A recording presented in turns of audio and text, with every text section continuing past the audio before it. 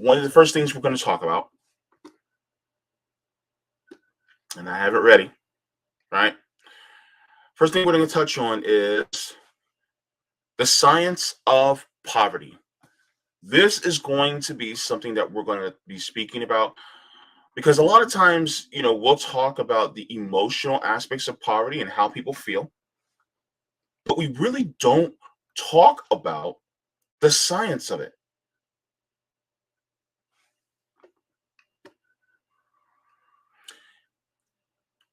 And the science is pretty damning, right? So let's get into it. So I have a video that I'm going to be sharing with you. And this is going to break us in to this conversation about the science of poverty. Now, I'm going to give you a trigger warning. It's nothing violent. Well, violent as far as the physical violence against person to person. But poverty is violence. I will say that. It's going to show deep poverty.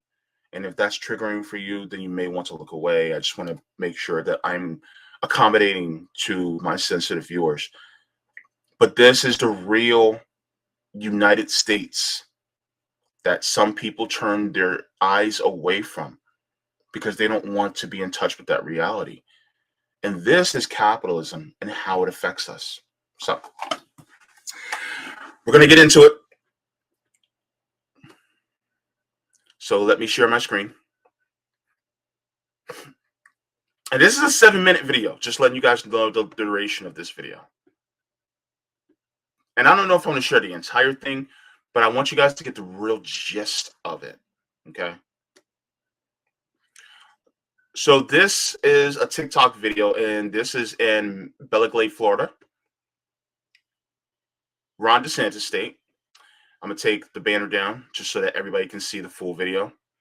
And so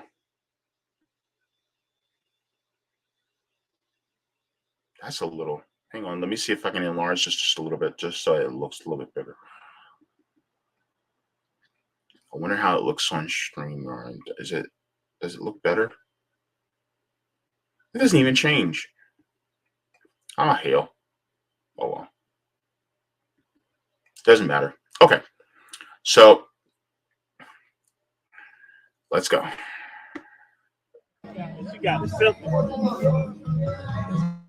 By the way, the captions on it says it's 2023, not 1903. Florida, unacceptable. $800 a month on rent. How y'all doing, man? Uniform in the building. Sewage out, piping outside. Electrical still on the outside, man. These third world. What you say, Martin Luther King said though? So where you taking us at though? What's this here? This raw sewage right there somewhere. What this part of the building? This the bathroom? Yeah, the 5-star shit. It's 5-star shit. You got to go in there and get great footage. You bullshit. No bullshit, man. Got water on the floor.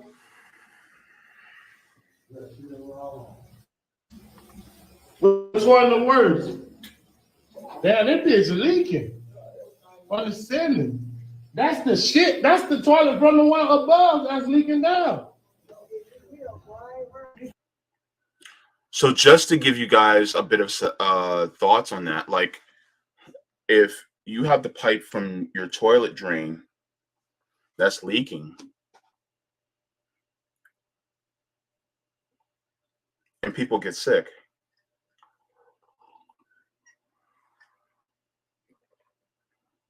well, people who are impoverished are likely to get sicker more often, right?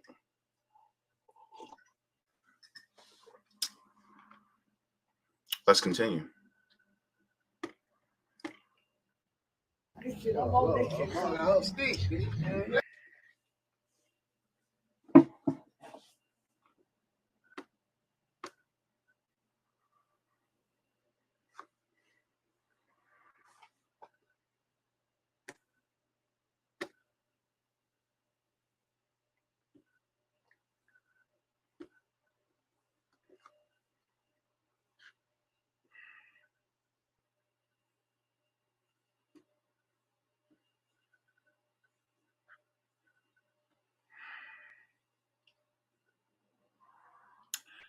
Sorry, it's buffering.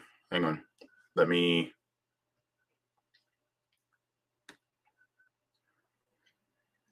Refresh.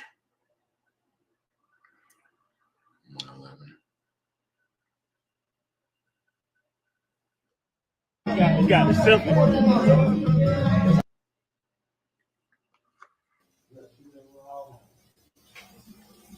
Which one the worst? Damn, that bitch leaking. On the ceiling. That's the shit. That's the toilet from the one above that's leaking down.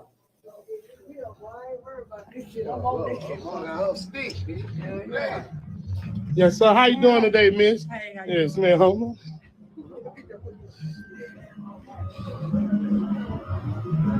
How much rent is here? 800. 800 to live here?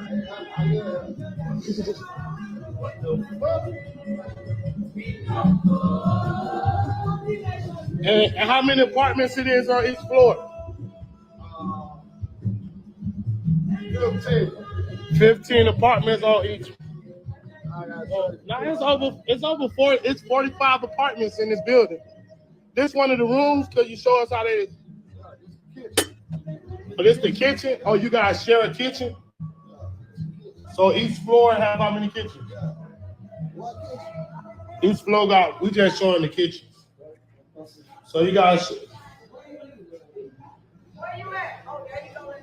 So this the kitchen. Showing the food truck. Yeah, okay, so this the kitchen for the building. How many people share the kitchen? Everybody on the floor share the one kitchen? Okay, move on over. Just the bathroom on the second floor? Put the fan back in off. Move. Ooh, Look, shit. y'all. Damn. Ooh. Spill. I want to clean y'all. How y'all Take this doing? shit on. Yes, sir. Oh my This God. the master bathroom. It's the master bathroom? Yeah, this the big one. Man, that's fucking mold and shit. The fuck is he talking about a master? What the fuck? We ain't living like this in Belgrade. It's 2023. Damn. And it's a kitchen on each floor? Yeah. Okay, come on, y'all. I ain't see the kitchen. Yeah, we seen this kitchen. I ain't see the kitchen on the last floor. Damn. It's,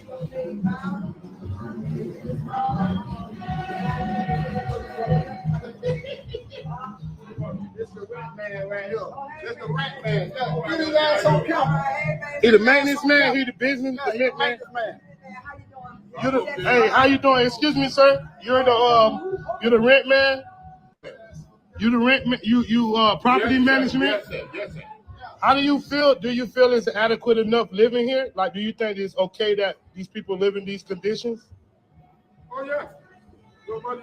I'm not too much drunk. You come and sit down there smoking shit like that, clean up every day. What you say? You got a junkie who sits on the Sit down like that, smoking shit, and then get boom, keep sweeping, clean up. So you say a junkie sit down there every day, he's smoking shit, and you pay him to clean up?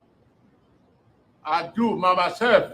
Junkie just come and mess, Oh, you clean up and junkies come and just fuck make mess. make mess on the property. I don't want to put police on the junkie yet. You don't want to put police on the owners because this is not adequate enough for you guys to be living? Do you feel as if this is close to living back in your neighbor, your home country? Do you think this is the American dream? Yeah, the American dream, yeah. Damn, way. They got these people fucked up. What happened, cuz? What you say? That's the master. This the biggest one of the bathrooms? What he said? Somebody dead in here. We gonna get this on channel 12 today. You say that again? Say somebody dead in here. We gonna get this on channel 12. Man, we ain't living like this, cuz. This how we living in 2023? Unfortunately, yeah. A lot of people are living like that in 2023.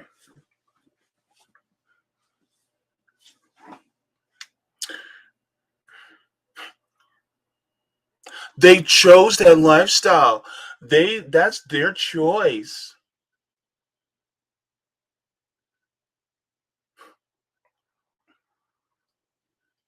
And the funny part is there got some people who will look at somebody as homeless and say, get a job, get a place to live. Crazy part is a lot of these people probably already have a job and they have a place to live. Is that what you're willing to accept?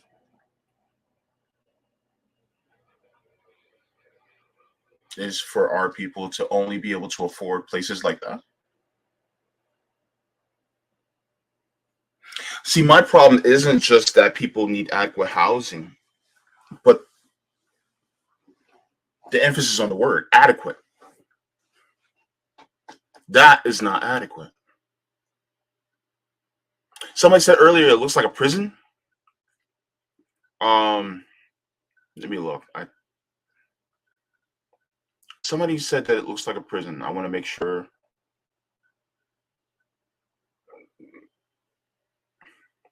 You see.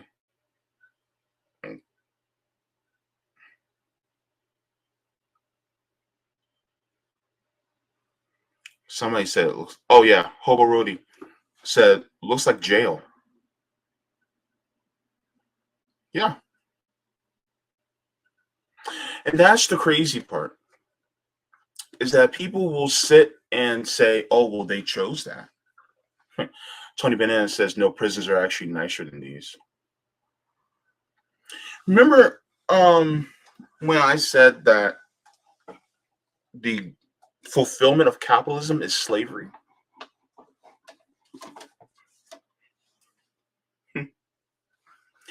A lot of times people think I'm BSing when it comes to saying that.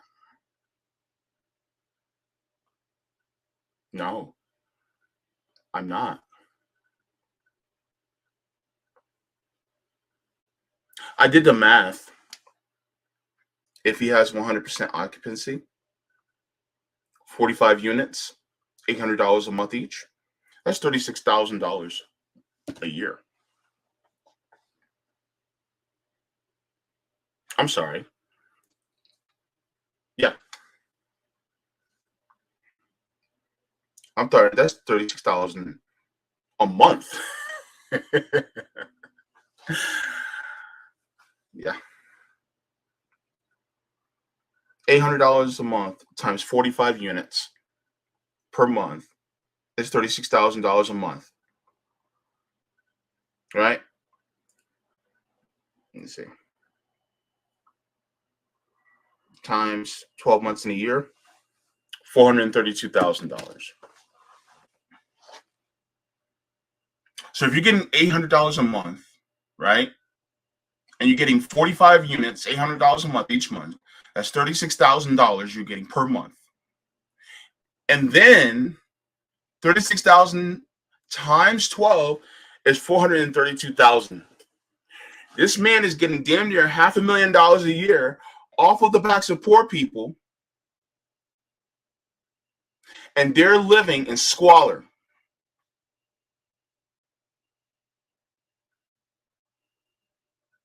Y'all wonder why we say Mal was right.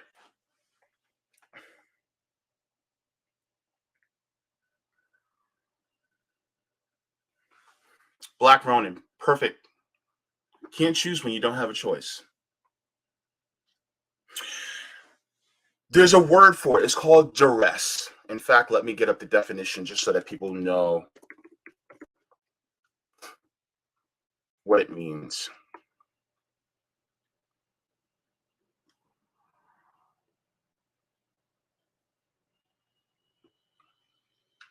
All right.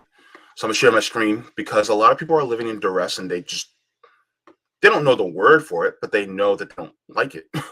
They don't choose it.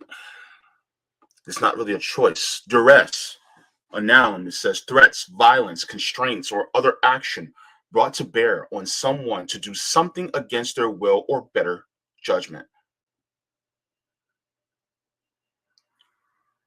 So, in law, it is constraint illegally exercised to force someone to perform an act. In archaic, it says forcible restraint or imprisonment. The synonyms are coercion, compulsion, force, pressure, intimidation. We are coerced, compulsed, under compulsion, forced, pressured, and intimidated to stay in these conditions, or else someone will say, well, you just have to live out on the street. We are coerced, under compulsion, forced, under pressure, and intimidated because if you don't do what we say, then you starve. We are intimidated, pressured, forced, under compulsion, and coerced because if you don't do what we say, you don't have health care.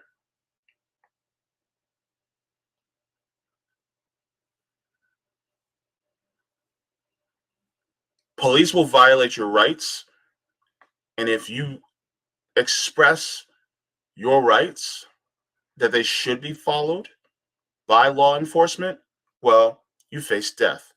So we have to allow our rights to be violated or die. And people will probably say, well, why didn't they just comply? Because there was no need to comply with something unlawful. And so a person expressing their constitutional rights should be enough. But it doesn't happen. It happens for some people, especially of a different melanin amount. But for the rest of us that are melanin abundant, no.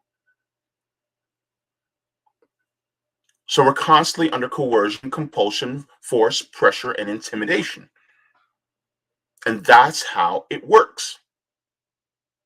It's just like with people who have to work at these jobs that pay a starvation wage. They are under coercion, compulsion, force, pressure, or intimidation. That's how it works.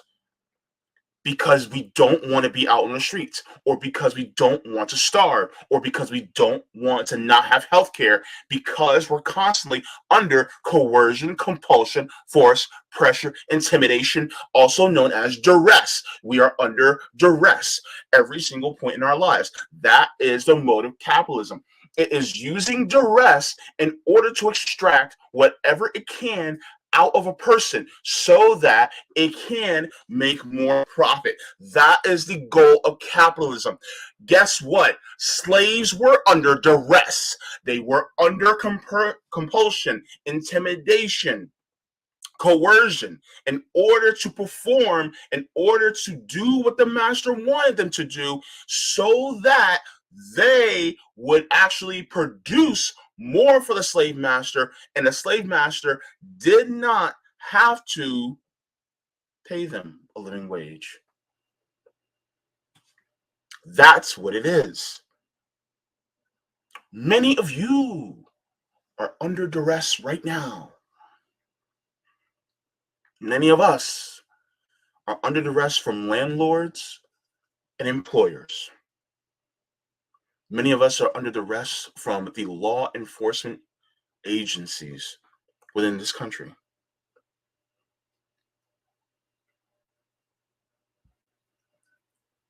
The fulfillment of capitalism is chattel slavery. Now, I said we're going to get into the science about it, behind it.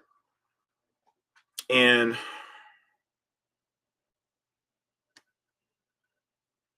I'm going to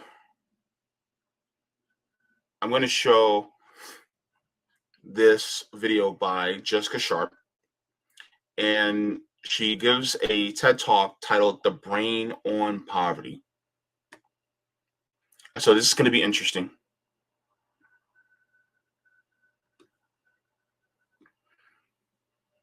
And I want you guys to listen closely to this because this is going to be interesting. Now, I wish that she connected it to capitalism, but nobody's perfect. Rome wasn't built in a day. But you all know that it's connected to capitalism, which I'm happy about. But we're going to see the cogs and how they work.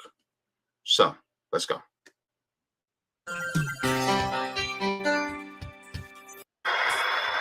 I'm going to tell you a story of three brothers, Fred, Trevor, and Damien. Fred, the eldest and the shortest of the three, is hardworking, ambitious, intelligent. He has high expectations for himself and for those around him. Trevor, the middle, is social and very loyal, but he's also addicted. He began a relationship with drugs and alcohol that he's never really been able to end, and that has affected much of his life. Damien, the baby, and the tallest of the three, is athletic, charismatic, incredibly generous, and he's good looking, so he's the one that all the girls loved. The three of them grew up in pretty bad poverty in a small town in Alabama. So what this looked like for them is that most of the time, their parents had the ability to pay the bills, keep the lights on. Most of the time, they had the ability to put food on the table, but they never got new school supplies, new clothes for school. They rarely went to the dentist or to the doctor. They never went on family vacations. Many of these things felt like luxuries to this family. By the way, that's my family.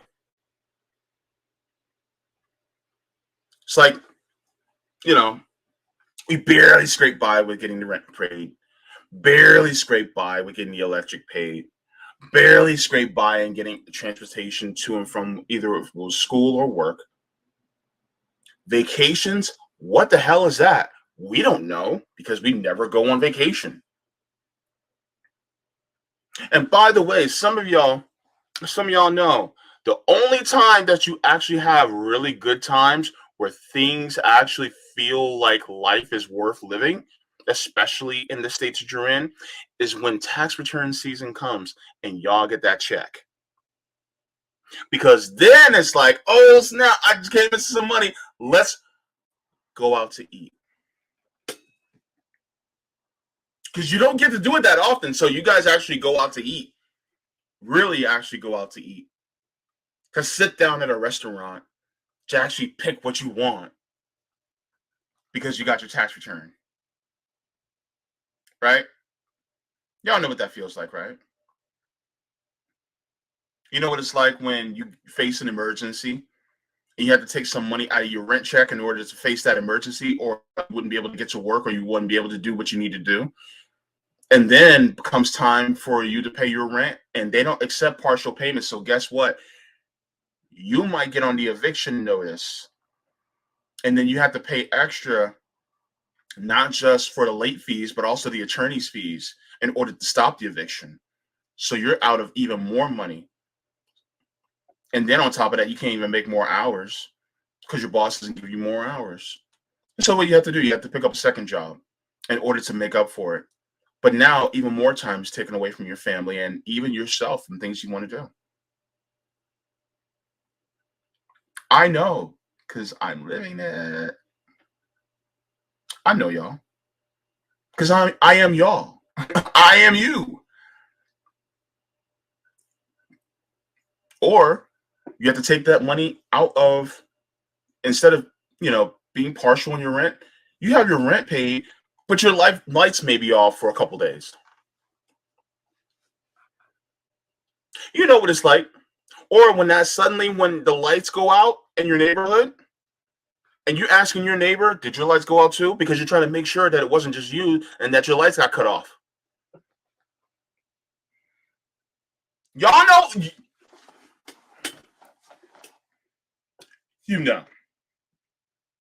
When there's a power outage, you're wondering, did I pay my light bill? That's the first thing you think of. That's what living in poverty is. Did I pay my light bill? People who don't live in poverty, that's not the first thing they think of. When the power goes out, it's like, oh, snap, we got a power outage. Okay, let's turn on the generator. For the rest of us, it's like, Wait, did you pay the light bill? I think I did. I don't. Let's continue.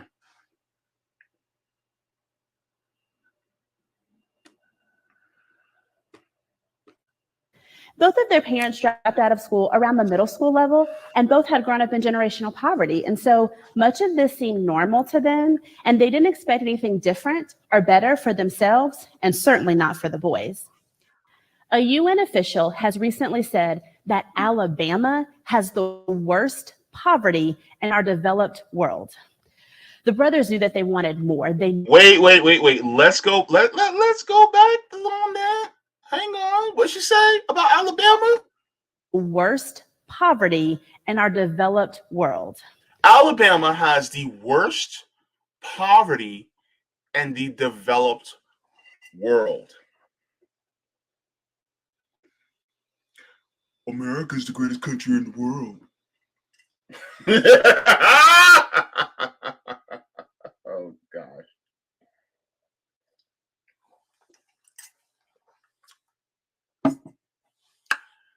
In the world.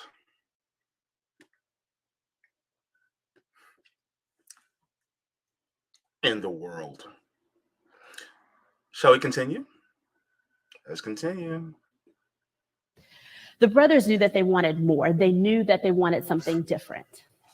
So think Well, about your family, your friends, your colleagues. We all know people who are represented in one or more of these stories. yes. Think about yourself. We all know people who are hard. Hold on. She said we all know that somebody who's represented the story. Would that mean that it's a choice then? Hang on. Would that mean it's a choice? Or would that mean it's systemic? So why do we blame individual people for a systemic problem?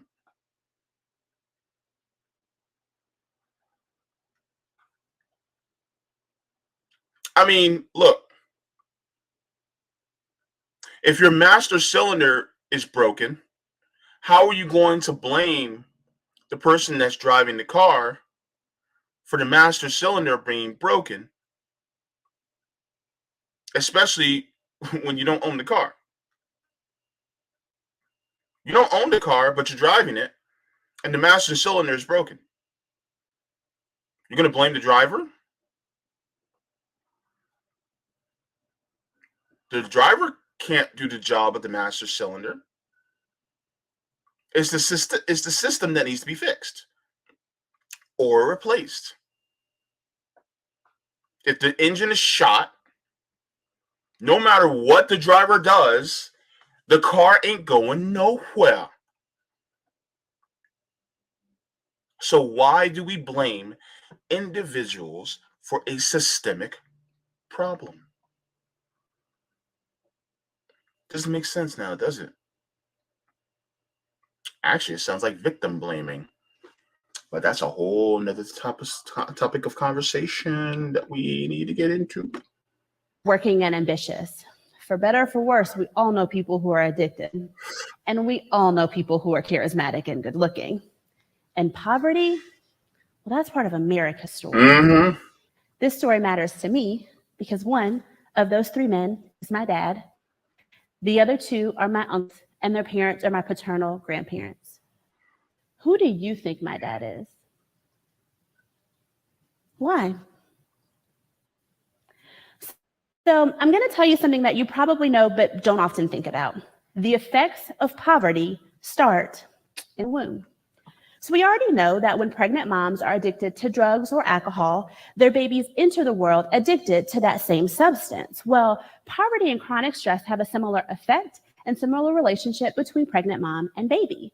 And when moms are living in poverty and experiencing chronic stress, they have babies who enter the world with little brains and little bodies that are already compromised. So we're doomed the moment we're born. We're doomed before we're even born.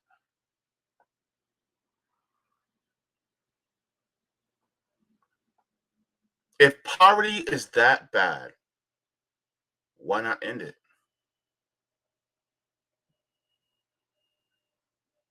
Did I make a choice that my parents lived in poverty? Did I make the choice for it to affect my brain the way it did when I was still in the womb? Very interesting. When I said on my channel, it's not your fault, I meant it.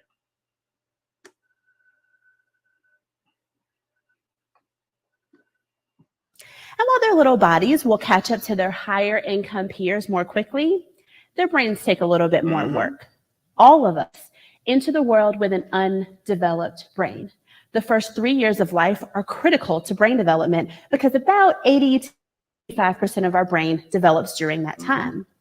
There's a great book by Eric Jensen called Teaching with Poverty in Mind, and he talks about the importance of the attachment formed between parent and child. And he tells us that the quality of that first relationship will predict the quality of future relationships. He also reminds us that a parent essentially serves as a child's first teacher. So that first relationship is important in teaching children things like emotional regulation, independence, and curiosity. We also know that low-income children are read fewer books to, and so they know fewer words. They're also less likely to attend a high-quality pre-K or childcare facility, and so most of them will start off school academically behind. And for many of those students, they won't ever reach the same level as their higher income peers. So as they continue to develop and go throughout school, we know that low-income children are more likely to act out, to behave impulsively, and are more likely to lack coping skills. Those of you who grew up in poverty, you had that one classmate that always got suspended, always got detention because of how they would act out, how they basically couldn't regulate their emotions, especially if you went to a school in the hood, right? You always had that one classmate, or maybe you were that classmate that always was in detention or always got suspension. Whether it was ISS or out of school suspension, you always got suspended, right? You were always in trouble, always in the dean's office, always in the principal's office. Why? Why was it? Was it just because, oh, you're just not doing good enough? You're just not applying yourself enough? What's going on at home? What's going on mentally?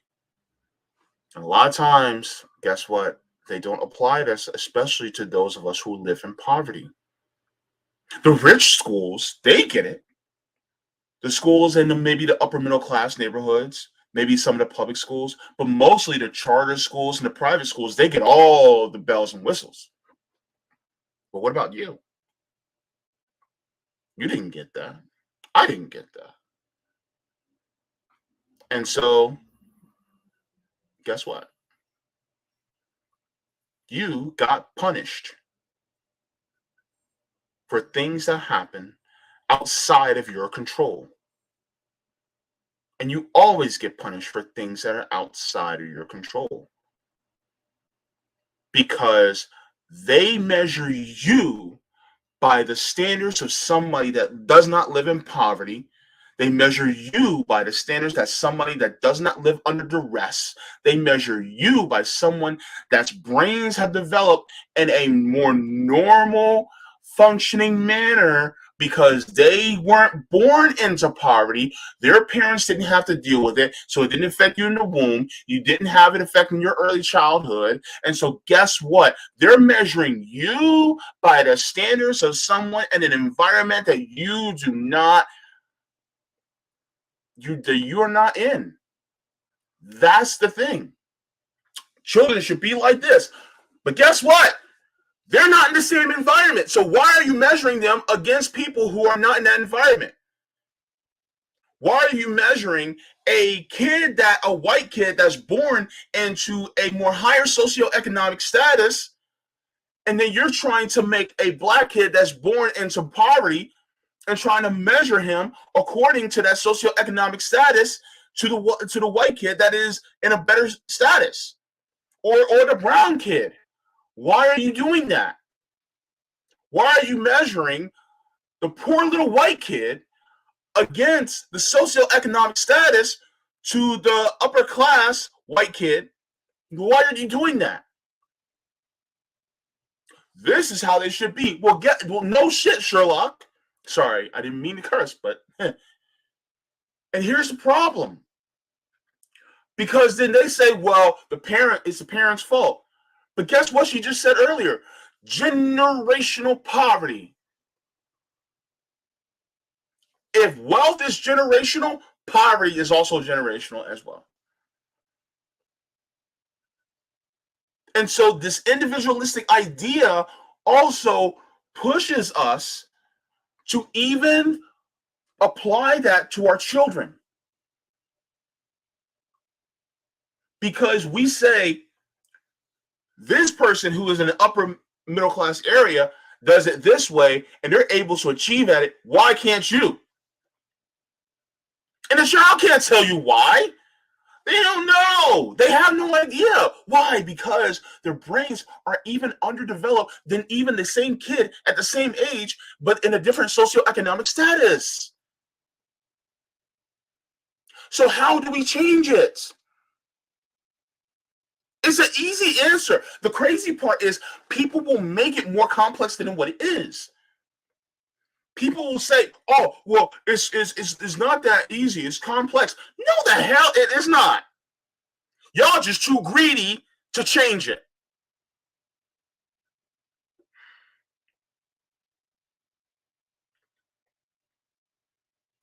Let me calm down.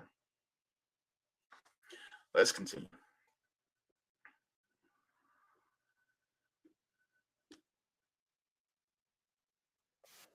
They also develop less gray matter in the frontal part of their brain, and that part of the brain controls cognitive function, so things problem solving, planning, organizing, and focusing. And all of those effects will follow a young person into adulthood. And for adults who live in poverty, many of them are experiencing chronic stress. So a little bit of stress is actually good for our brains and our bodies. But when stress becomes consistent and lasts over an extended period of time, it becomes chronic or toxic stress. That chronic stress sets up a process in our bodies that does a few things, but among one is that it increases our levels of cortisol, a hormone in our body, to a level that our brains and body really can't manage or maintain. And that increased level of cortisol decreases our ability to fight infections, is linked to weight gain, diabetes, cardiovascular issues, and early death. So living in poverty can literally kill us.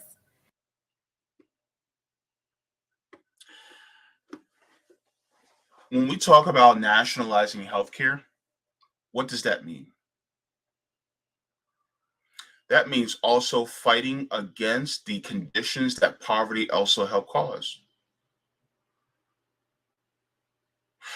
Why do Black people have more onset heart disease and diabetes?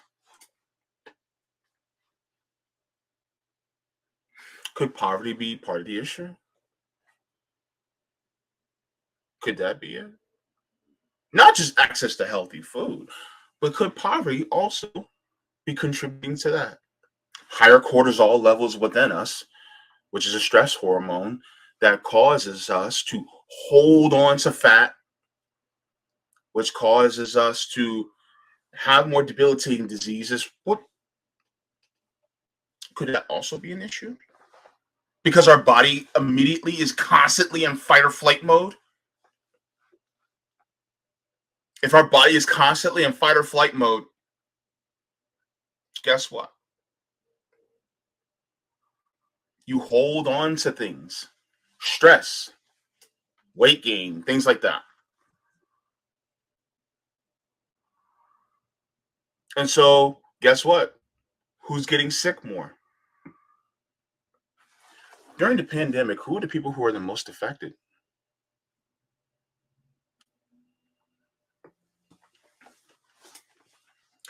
So, poverty is literally killing people.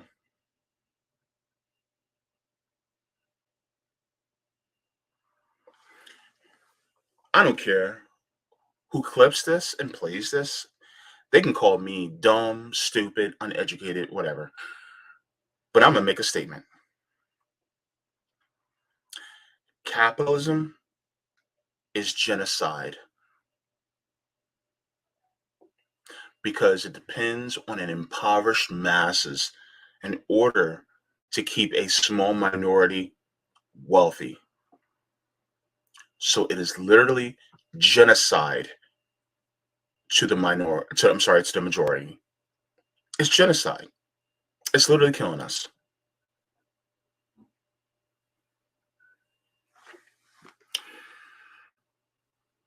Let's continue. In addition to that, low-income adults are more likely to be unemployed, underemployed, and have to rely on social service systems. So my grandparents had to use what is now called SNAP, what used to be called food stamps, in order to frequently put food on the table for the boys. So I know what some of you in the room may be thinking. Whew, that sounds bad. Thank goodness that didn't have anything to do with me. Well, the thing is, poverty affects every single one of us, even if we don't think it does. And we all have a place in the solution. And I've heard all the reasons and excuses why we don't have a place in the solution. You know, I've heard people say that it's the responsibility of the parent to parent their child. I've heard people say that when children are academically behind, it's the responsibility of the teachers and the school staff to raise them up academically. And finally, I've heard people just say that this isn't their problem. So let's think about parents for a second. Think about your parents. If you're a parent, think about yourself as a parent. Parents are humans, right? So the reality is they all do things that they wish they would have done differently or would have done better. And all of those effects of poverty I mentioned can absolutely impact and affect someone's ability to be a parent. And the reality is parents aren't always going to do what we think they should do or meet our expectations. So let's think about teachers. Gosh, teachers do a lot of things, right? They're hired to provide academic content and support students, but they do a lot more than that, particularly teachers of low-income students. You know, they're part nurse, part mentor, part disciplinarian. Many of them are providing school supplies and potentially food out of their own budget. And it's not our responsibility to put more burden on them, but instead, it's our responsibility to ask them how we can support them in the work that they're already doing. So finally, I've heard people say it's just not their problem, right? So all of those social support systems that I previously mentioned, again, what SNAP used to be called food stamps that my grandparents had to utilize, TANF, that used to be called welfare, our tax dollars are going to pay for that. So we are financially invested in poverty. And as we lift some of our neighbors out of poverty, some of those funds that are currently being diverted to social service systems can be diverted to other things, you know, things you care about. Maybe it's transportation or education or veterans issues. But again, as we lift people up, we can divert some of those funds. So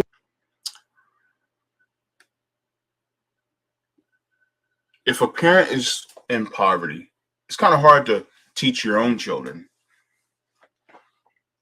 if you have to work 50, 60, 70 hours a week because you don't have time. Can't do it. Right?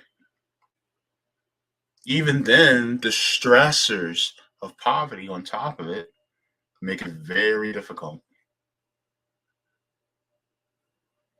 So it's a awful feedback loop where you can't teach your children because you're in poverty, so therefore you have to send your kids to a school. But then those kids who go to those schools, those underfunded schools, because guess what? Public schools are funded through property taxes, and the lower the property taxes in a given area where it's more lower income, that means the less income that school has, then guess what? Then those kids are actually going to be underserved. So if those kids are underserved, well, then they get a lower grade of education. And so guess what? Then they end up being impoverished themselves. And then they end up having kids, and then they end up being impoverished and can't teach their kids. And so it goes on and on and on.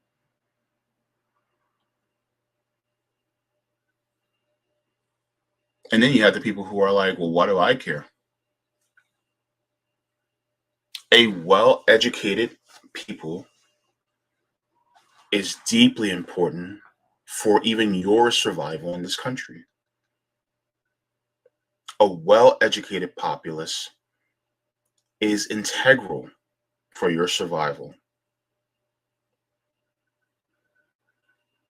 because some of these kids in these impoverished areas may be the ones that could save your life, may be the ones that make your life better because their brains are able to develop and go and do things that maybe, just maybe, you haven't been able to think of. But the problem is, you're sitting here thinking, what good is it of me? Everybody wants to talk about individual responsibility, but nobody wants to talk about community responsibility. How we all have an obligation to lift one another up.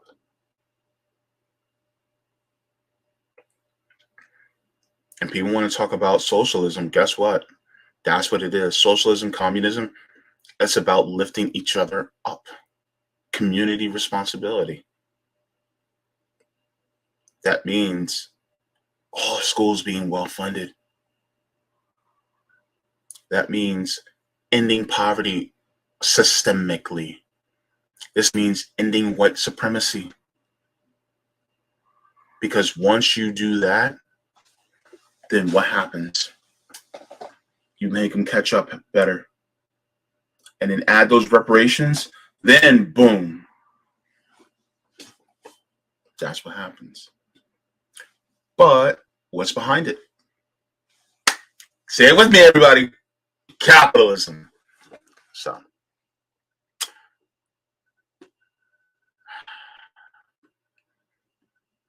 Again, we're all affected by poverty, and we all have a place in the solution. Mhm. And it starts with empathy. Empathy. So Dr. Brene Brown, who's a social worker and storyteller, describes empathy as feeling with people. And while I can't always connect to one specific experience, I can connect to the feeling. You know, I don't know what it's like to be a mom living in poverty, but I do know what it's like to want a child to be happy and to be loved and to be safe. That feeling I can connect to. And empathy requires two things. First, it requires us to put judgment aside because empathy and judgment can't live together. So in order for us to feel with people, it requires us to put judgment in a corner. Next, it requires perspective taking.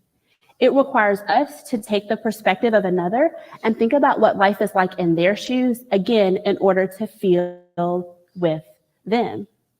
And empathy isn't just a bunch of happy feelings, right? There's some action associated with empathy.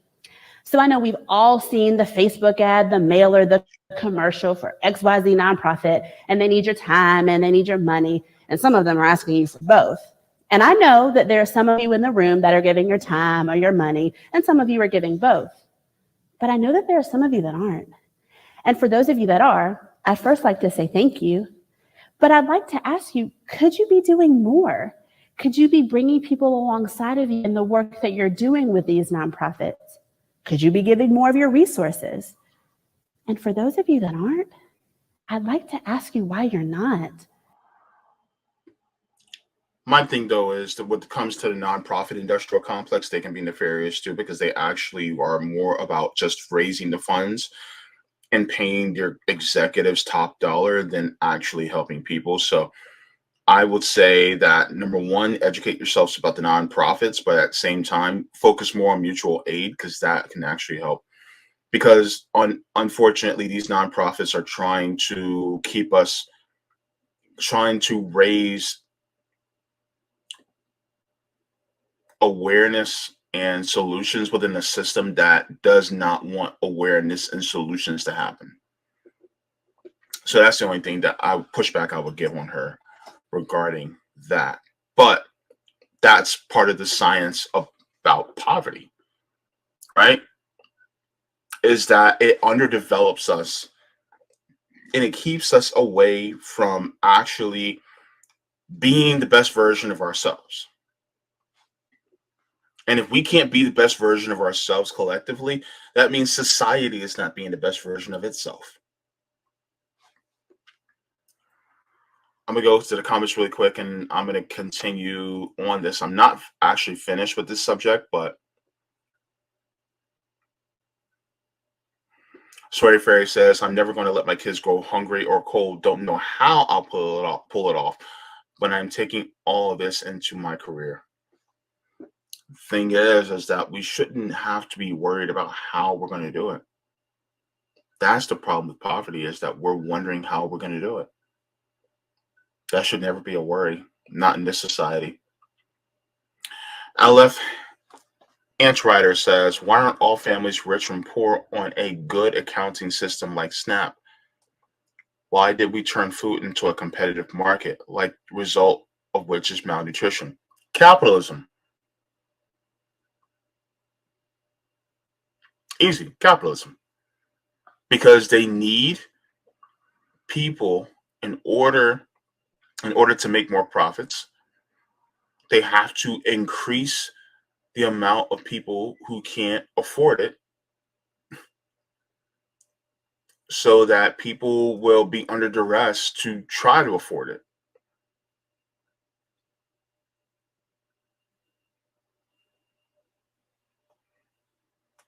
Yeah, capitalism.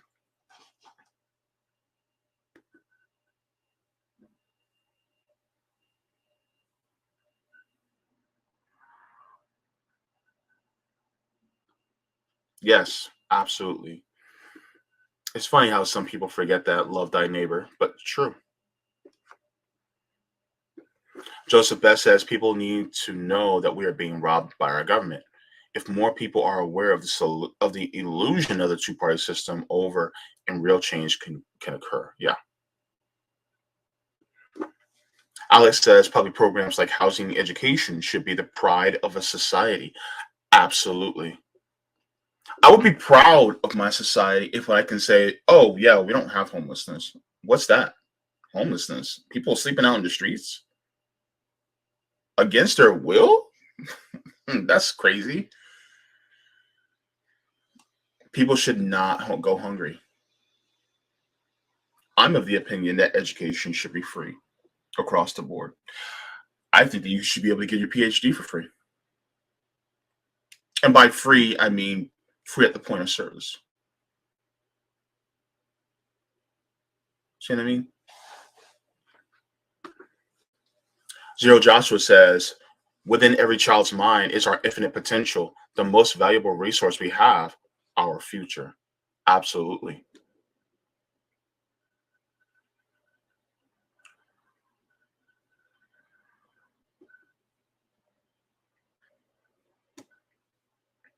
It says, Yep, access school system is also heavily set up to whitewash history and mold people into unquestioning, obedient workers, wage slaves. That's a whole nother conversation, but it's also an absolutely necessary conversation to have.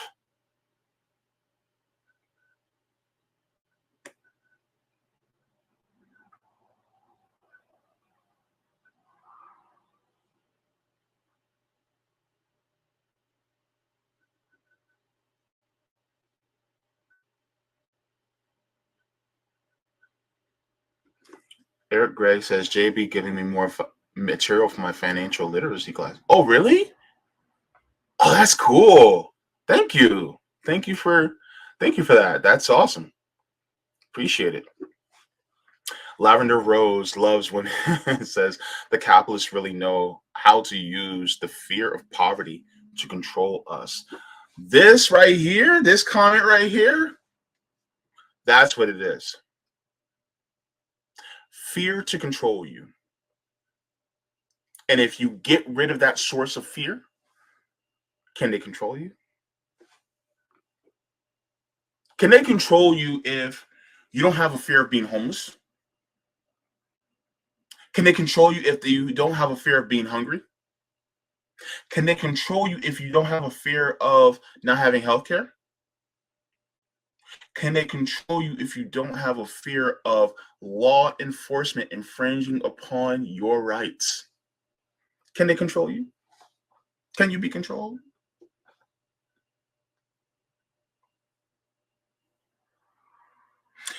Can you be controlled if you have all those things covered, and even can you be controlled if you're working and you're also part owner of the workplace and you have a democratic say if you're a worker owner, do you have that fear of being fired? Especially if you're just doing your job the way it should be done? And then if you express your concerns, it can be dealt with democratically. Can you be in fear? Not really. No. That is what freedom means. I'll say it once and I'll say it again. A friend of mine told me this years ago. He said, true freedom means you do not encroach upon the rights of others. And once we start to realize that housing, food, transportation, utilities, all these different things are a right, once we start to realize that they are intrinsically a right, then even the issue of money will not be encroaching upon that freedom. Thanks, Lavender Rose. Appreciate it. LF says you should look up how many homeless people have jobs. 40%.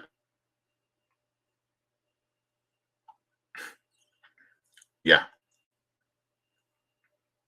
You're saying some good stuff. I'm not sure if you're new to the channel, but welcome home. You're saying some pretty awesome stuff. Thank you. Welcome. Glad to have you. I'm not sure if you've been here for a while, but you fit in. Thanks for the great comments, LF. Appreciate it.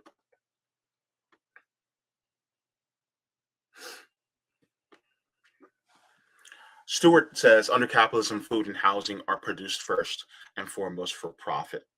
Their utility is secondary. This is why apartments are sitting empty and food is left to spoil. Yeah, because it's built on greed and not need. That's what it is.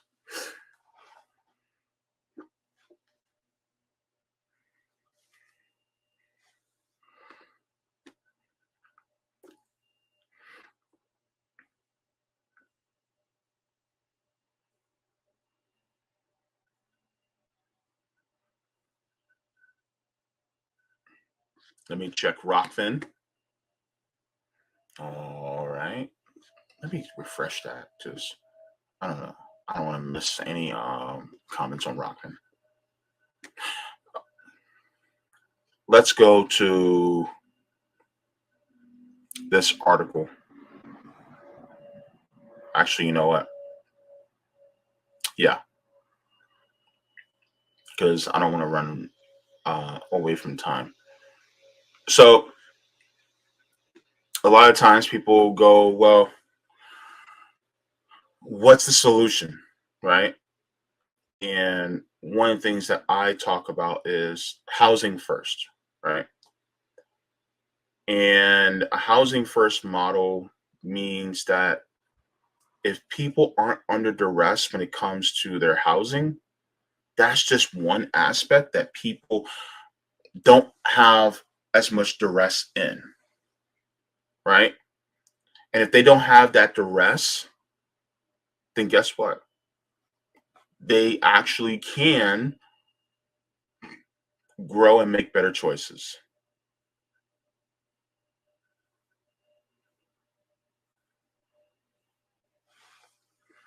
All right. So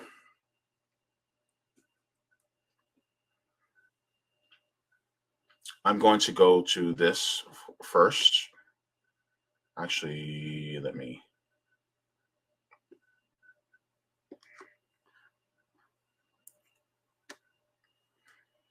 let's share the screen.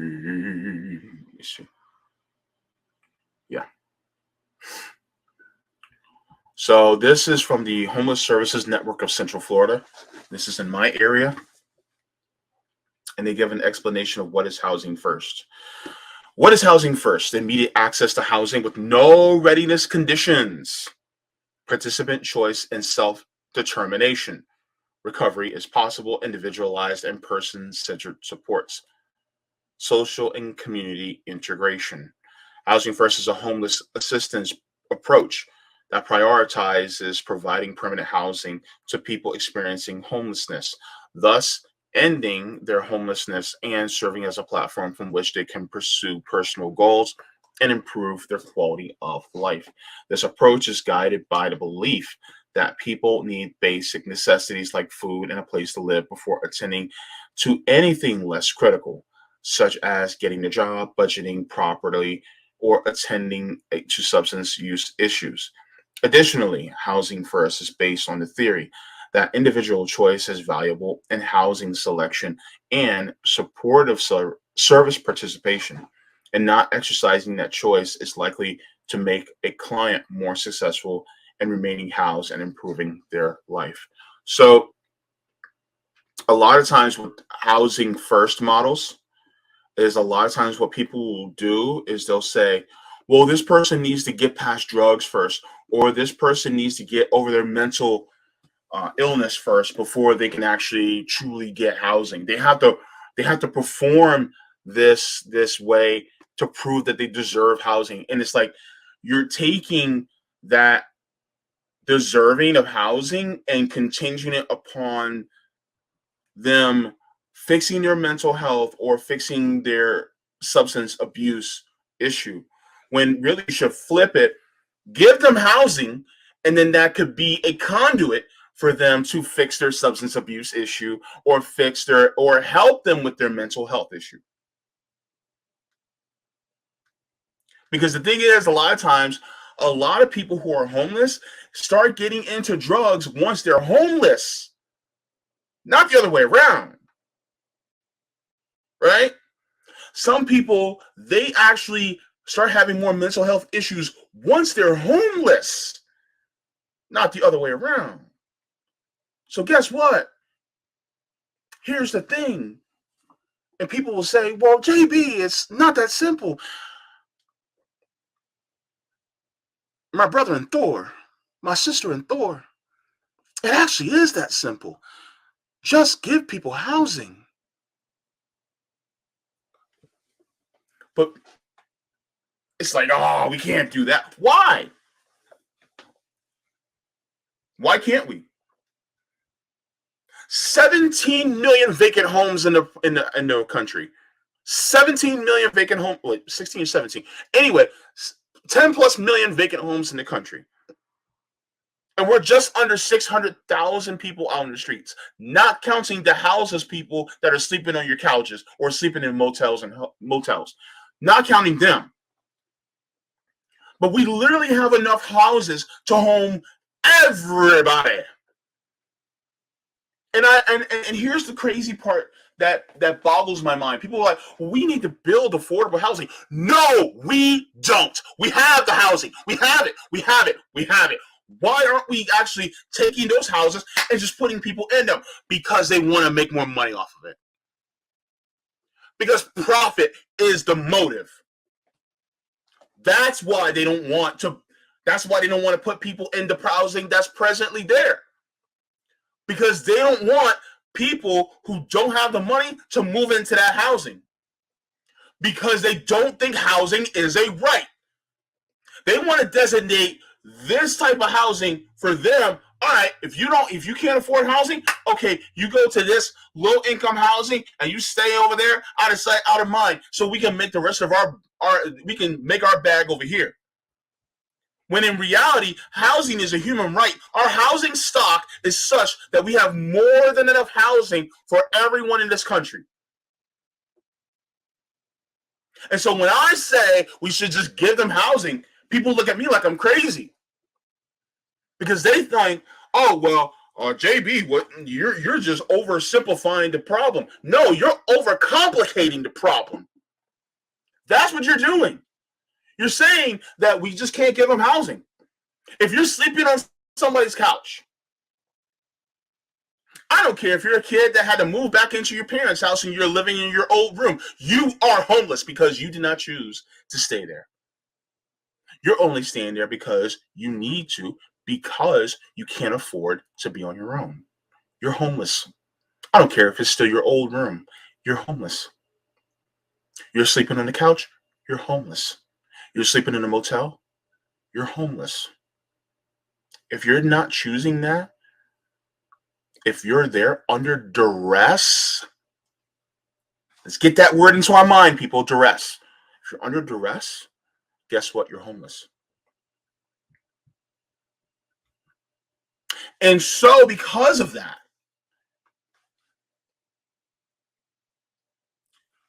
people need housing. So I love when people go, oh, we just need to build more affordable housing. By the way, what is affordable? The ultimate affordability for anyone is free.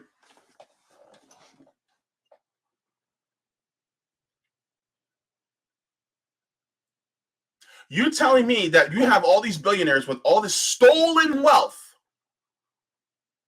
and you mean to tell me that we're just going to sit here and let them continuously have all that stolen wealth while people out here sleeping on the streets? Is that right? You want to talk about simplifying the problem?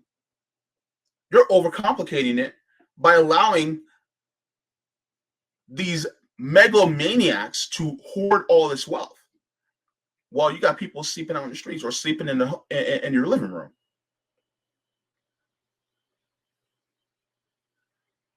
No, you're not going to do that. Not with people sleeping on the streets. Not in this country. That's stupid. And so when people talk about what are we going to do? How are we got, who's going to pay for it? You! You're going to pay for it. If you're wealthy, if you're rich, well, guess what? Prepare for having your the stolen wealth seized. Look, I'm not gonna sugarcoat stuff. I've been in RBN too long to sugarcoat stuff. If you're wealthy, if you're ultra rich, and guess what? You stole that wealth. Guess what? Robin Hood, right? Because the thing is that all that wealth that you stole, you do not deserve. All that wealth that you stole, you do not. It's not yours. It's not yours. So why do you have it? No.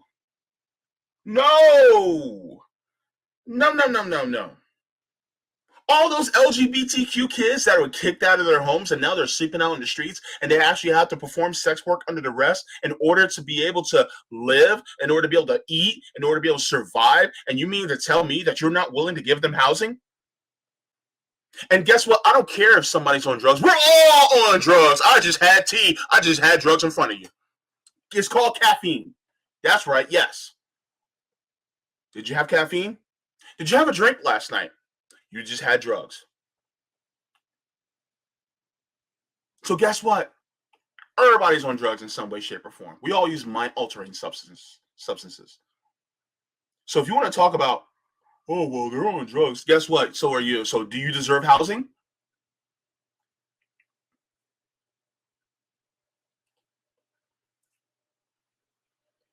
And then a lot of us, we all have mental illnesses because of poverty. Well, guess what? If you want to get rid of mental illness, then I guess it would be best to get rid of poverty to slow the onset of mental illness. Did you guys subscribe yet? Go ahead, hit the red box. Go ahead, hit it for me. But this is why I say like the stream, because messages like this need to get out there because a lot of people aren't willing to talk about this.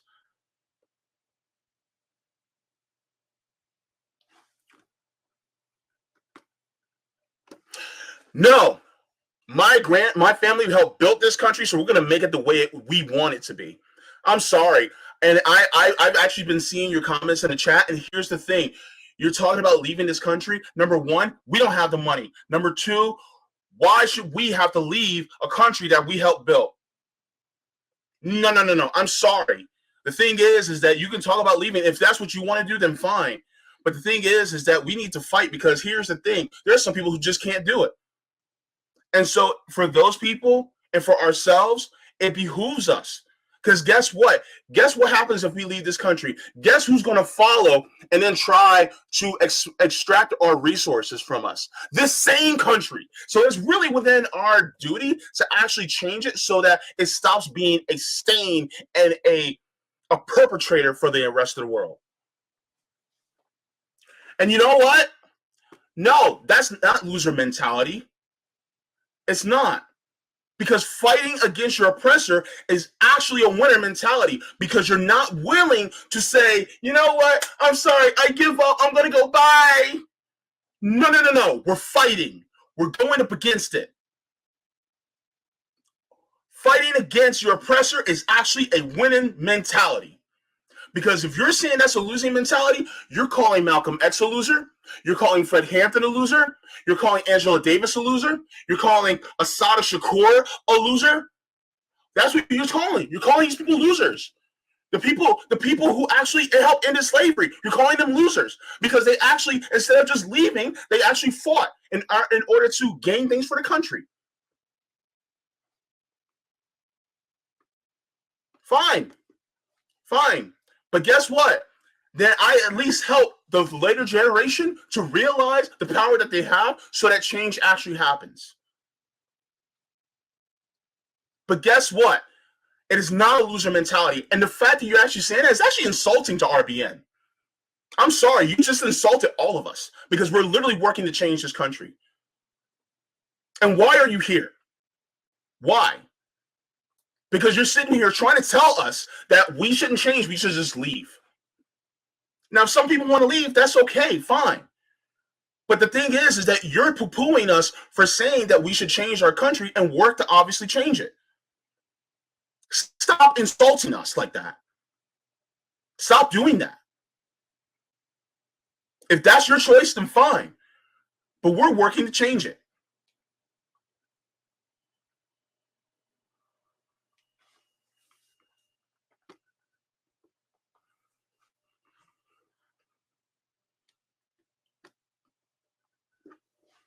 And my next person I'll be talking about, you're insulting her too. Don't do that. Because if it weren't for these losers, you wouldn't be in the place that you're in right now. You'd still be picking cotton and sugar if it wasn't for those losers. So let's stop with that. Stop insulting your ancestors in Black History Month of all times.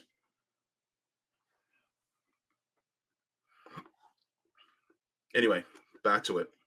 See, Housing First, different from other approaches, says Housing First does not require people experiencing homelessness to address all of their problems, including behavioral health problems, or to graduate through a series of service programs before they can access housing.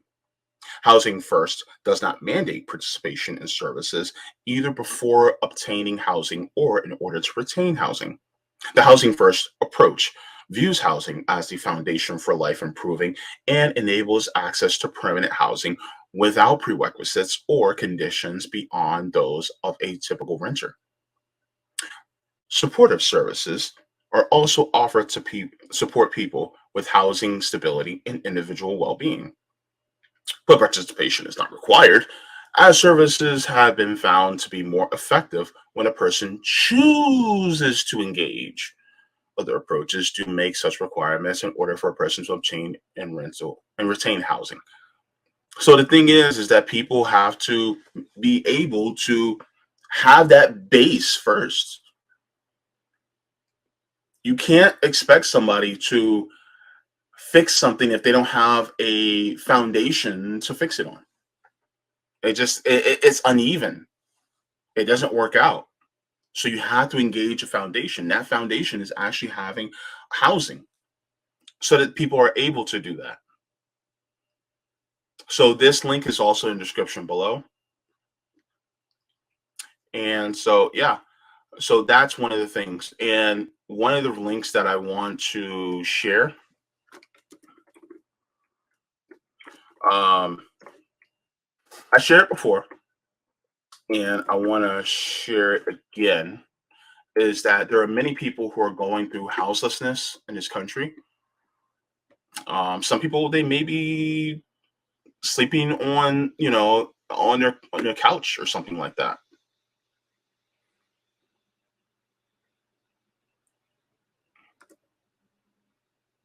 And Strive Pensacola is a wonderful resource. Let me share my screen, because this actually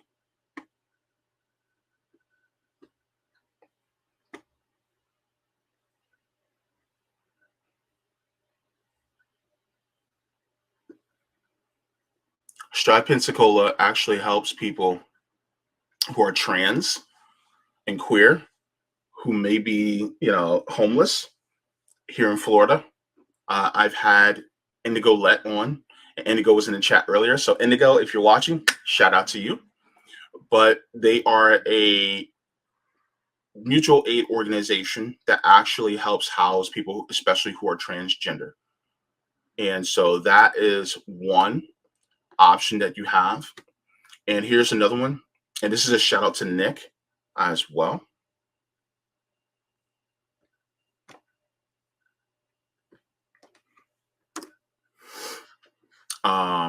So that's for Strive.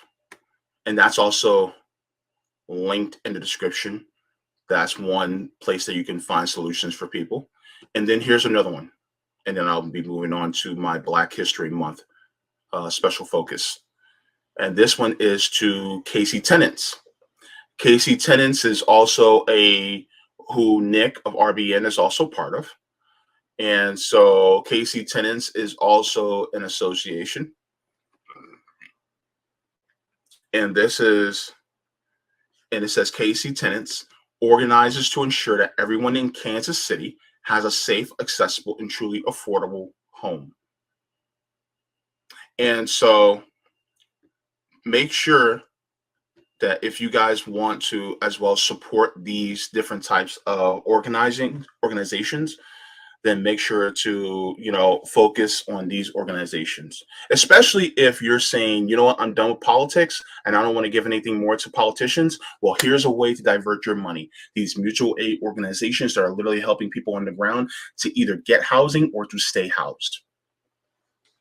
That's what you can do. That is an answer for what can be done, So, yeah. So now let me go to my Black History Month focus. All right, people, let's get on it. So let's take this down.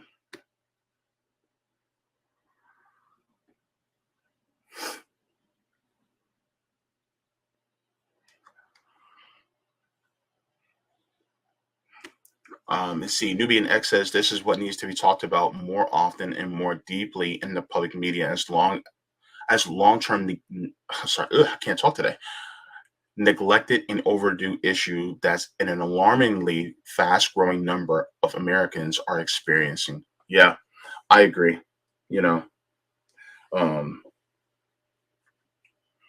Definitely. Oh, wait, hold on. Let me also look at the super chats. I like some of these comments too. John Chaos says Gabriel Mate, his book goes into this extensively. Yeah, I'm starting to look more into Dr. Gabor Mate, and he says some stuff that really just got me here. I'm like, man, I need to look more into him. Mark P. Pithikau says, I'm from Sweden. When I hear my friends say they'd rather live in the US than Russia, really? I don't say which is better or worse, but I'm sure they don't know the real conditions. Propagandized. Absolutely. A lot of times people are brainwashed. Like, from what I found out, women actually have pro-choice institutionally in Russia. They've had it for decades. So they don't have to worry about things like that. Of course, there are some things that aren't so good. Um, but as far as it being more advanced in the United States, yeah, I mean, they have universal healthcare. So they have some things that we don't. Eric Gray says, as a teacher, if students don't trust me, they will not learn from me. It's always awkward, embarrassing for me to see other teachers engaging in classist behavior. Oh, that's another big one. Teachers engaging in classist behavior, that is, oh, especially, especially if they subscribe to the individualist mindset. Yeah, yeah, yeah. But that's a whole nother thing. Thank you so much for that, Eric. And then Mark the Gal says, have to go to bed now, 8:15 p.m. here, and have to be up early tomorrow. Always brilliant streams. 99. Thank you so much, Mark. Appreciate it. Thank you. Thank you. Thank you.